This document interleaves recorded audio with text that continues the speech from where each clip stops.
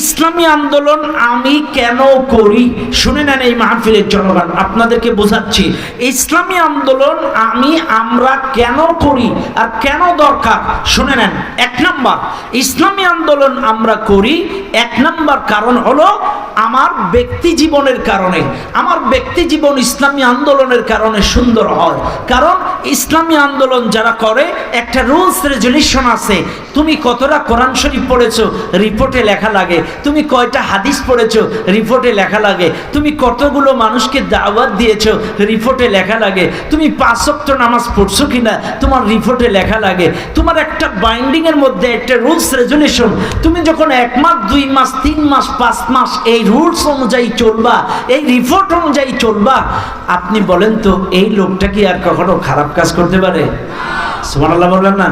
চাইলে ইসলামী আন্দোলন 1 নাম্বার করার কারণ এটা আমার ব্যক্তি জীবনের জন্য করি।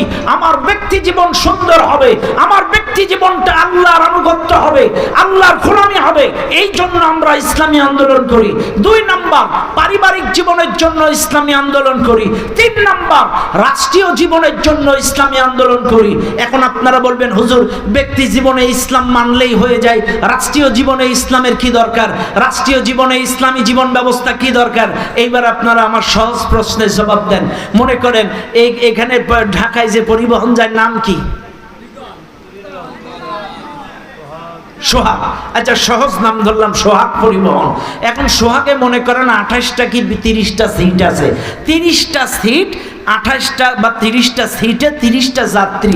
এখন তালা বা এই 18 মাইলে এসে খাড়ায় এই ড্রাইভার মদ খাচ্ছে আর টাল খাচ্ছে। বলেন তো আপনারা কি এই ড্রাইভারের সাথে যাবেন? কেন যাবেন না? ড্রাইভার কি মাতাল? আচ্ছা বাদ দিলাম, ড্রাইভার যদি পাগল হয় যাবেন?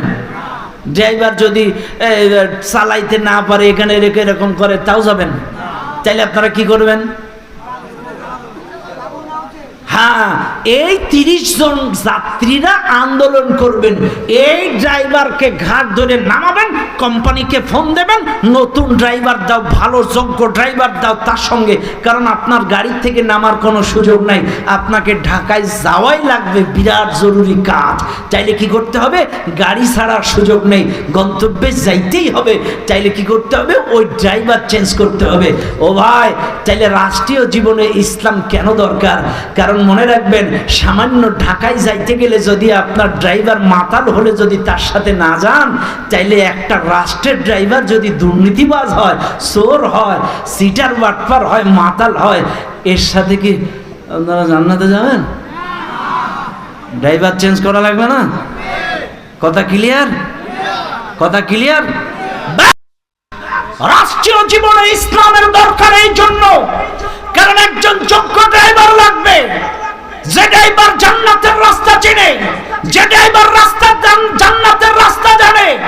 স্টেশনে স্টেশনে নামাজের বিরতি দেয়, এমন গাড়িতে উঠেন জান্নাতে চলে যান। সহজ সরল ভাষায় বলি, আপনি যাবেন ঢাকায় কিন্তু বাসে উঠছেন খুলনার। কোন জায়গায় বাসে উঠছেন? কোন জায়গায় যাবেন? যাবেন কোন জায়গায়? কোন জায়গার বাসে উঠছেন?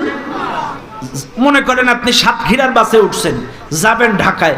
এখন সাতক্ষীরার বাসে উঠি দোয়া করছেন, আল্লাহ ইন্নাল্লাহা মাআস সাবিরিন, তুমি তো ধৈর্যশীলের সঙ্গে আছো। সুবহানাল্লাযী সাখারা লানা হাযা ওয়া মা কুন্না লাহু মুকরিনিন ওয়া ইন্না ইলা রাব্বিনা লামুনকালিবুন। বিসমিল্লাহি তাওয়াক্কালতু আলাল্লাহ, বিসমিল্লাহি মাজরিহা ওয়া মুরসাহা, ইন্না রাব্বী লাগাফুরুর রহিম। এরপরে যত দোয়া ছিল সব দোয়া পড়ে ফেলছেন। আল্লাহ আমি যাব ঢাকায়, উঠেছি সাতক্ষীরার বাসে, সহি সালামতে আমারে ঢাকায় পৌঁছায় দাও। হবে না? কেন হবে না? কোন জায়গার বাসে উঠছেন? যাবেন কোন জায়গায়? কথা ক্লিয়ার? চাইলে আপনার বিবেক যদি বলে না এই বাসটা সাতক্ষীরার বাস, এই জায়গায় উঠে দোয়া করলে কাম হবে না, ওই বাস থেকে নামতে হবে, যেই বাস ঢাকায় যায় ওই বাসে উঠতে হবে, এরপরে দোয়া করতে হবে, আপনি গন্তব্যে চলে যাবেন। এটা যেমন বাস্তব, দুনিয়ার জিন্দেগিতে যে যেই দলের প্যাসেঞ্জার বা গাড়িতে আসেন, আপনার বিবেকের কাছে প্রশ্ন করেন, আপনার বিবেকের কাছে প্রশ্ন করেন, আপনার বিবেকের কাছে প্রশ্ন করেন আপনার গাড়িটা জান্নাতে যাবে কিনা। আপনার বিবেক যদি বলে না এই গাড়ি জান্নাতে যাবে না, এখনো সময় আছে, নামেন। যেই গাড়ি জান্নাতে যায় ওই গাড়ি ধরে, এখনো সময় আছে, ওই গাড়ির থেকে নামেন। যেই গাড়ি জান্নাতে যায় এই কোরআন নামক গাড়ি ধরেন। ও মুসলমান, তাইলে রাষ্ট্রীয় জীবনে ইসলামের দরকার। কেন দরকার শোনেন, আজকে আপনার শুধু দরকার হইলেই হবে না, শুধু দক্ষ ড্রাইভার। এখানে সৎ মানুষ লাগবে এবং আল্লাহর আইন লাগবে, দুটাই লাগবে। একটা থাকলে চলবে না। লোকটা সৎ কিন্তু আল্লাহর আইন নাই। কি? লোকটা সৎ কিন্তু আল্লাহর আইন নাই, কাম হবে না। শোনেন না, আপনাদেরকে একটু গুড়াই নিয়ে যাই, একটু বুঝবেন। তাইলে আমার রাসূল যখন মক্কার মানুষদের কাছে দাওয়াত দেয়, দাওয়াত দিলে মক্কার কাফেররা রাসূলকে বলেছিল, মুহাম্মদকে যখন দাওয়াত দিল মেরে ধরে বের করে দিল, পরে মুহাম্মদকে রাতের অন্ধকারে এনে একটা আন্ডারস্ট্যান্ডিং করা, একটু বিভিন্ন লোভ টোপ দেখায় দলে আনার চেষ্টা করেছিল। বলেছিল, মুহাম্মদ তুমি কি নারী চাও? না। গাড়ি চাও? না। সম্পত্তি চাও? না। তুমি কি এই রাষ্ট্রীয় চেয়ারটা চাও? আবু জেহেল অফার দিছিল মুহাম্মদকে, তুমি কি এই চেয়ারটা চাও? প্রেসিডেন্টের চেয়ার, দারুন নাদুয়ার যে চেয়ার, আবু জেহেলের যে সংসদ, এই দারুন নাদুয়ার যে প্রেসিডেন্টের চেয়ারটাও মুহাম্মদকে দিতে চাইছিল। কিন্তু মুহাম্মদ বলেছিল, না, আমি এই চেয়ার নেব না। কেন নেব না?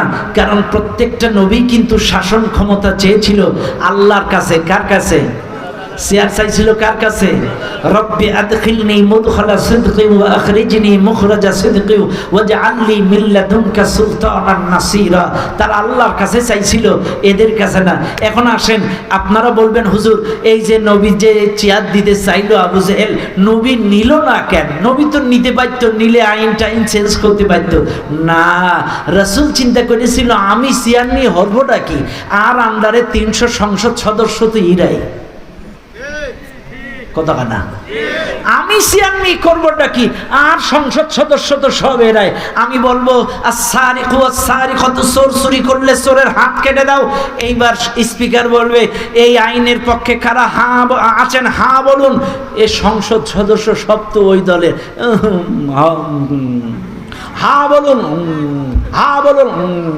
এইবার বল, স্পিকার বলবে, এই আইনের বিপক্ষে কারা আছেন না বলুন। না, না বলুন, না, না বলুন, না।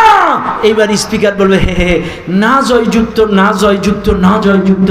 কাজী মুহাম্মদের কোরআনের হাত কাটার আইন বাজেয়াপ্তে ঘোষণা করা হলো। কারণ আইসিআরটা নিয়ে করবোটা কি? কাজী সৎ লোক হয়ে কাম হবে না, আইনও লাগবে। কথা ক্লিয়ার?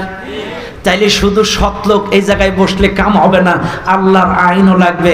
ও ভাই, এবার আসেন না, আমার রাসূল মক্কার জিন্দেগিতে 40 থেকে 53 পর্যন্ত 13টা বছর, 40 থেকে 53 পর্যন্ত 13টা বছর 88টা সূরা নাজিল হয়েছে মক্কায়। আবারও বলছি, 88টা সূরা নাজিল হয়েছে মক্কায়।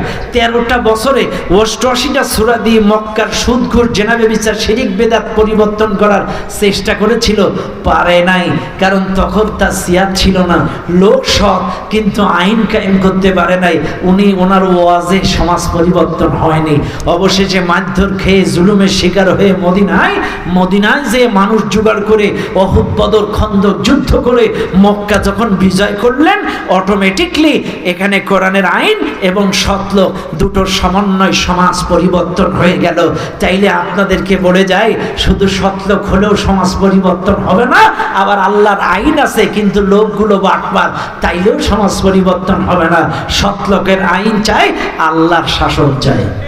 ওই যে সৎলোকের শাসন চাই, আল্লাহর আইন চাই। কথা কি ক্লিয়ার? কথা কি ক্লিয়ার? চাইলে একটা কথা স্পষ্ট শুনে নেন, আল্লাহর আইন চাই, সৎলোকের শাসন চাই।